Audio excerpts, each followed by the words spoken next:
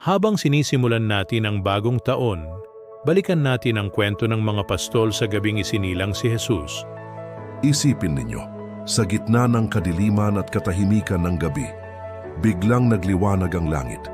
Nagpakita ang mga anghel at ibinalita ang pagsilang ng tagapagligtas. Ano ang ginawa ng mga pastol? Hindi sila nag-alinlangan, hindi sila nagdahilan. Agad nilang iniwan ang kanilang mga tupa at nagmamadaling hinanap ang sanggol na si Jesus. Pinili nilang unahin si Kristo. Ganito rin ang paanyaya sa atin ngayon. Ang bagong taon ay hindi magic na magpapabago ng ating buhay. Tanging si Jesus lang ang makakagawa nito.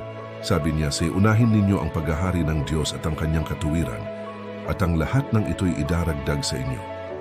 Gaya ng mga pastol, naway tumugon din tayo ng walang pag-aatubili. Ito ang panahon para muling ituwid ang ating puso. Kapag inuna natin siya, darating ang liwanag at mawawala ang dilim. Kaya ipalaganap natin ang balitang ito sa mga tao, lalo na sa mga dumaranas ng pinagdadaanan dahil maaaring makatulong ito sa kanila. Simulan natin ang taon na ito sa paghahanap muna sa Diyos.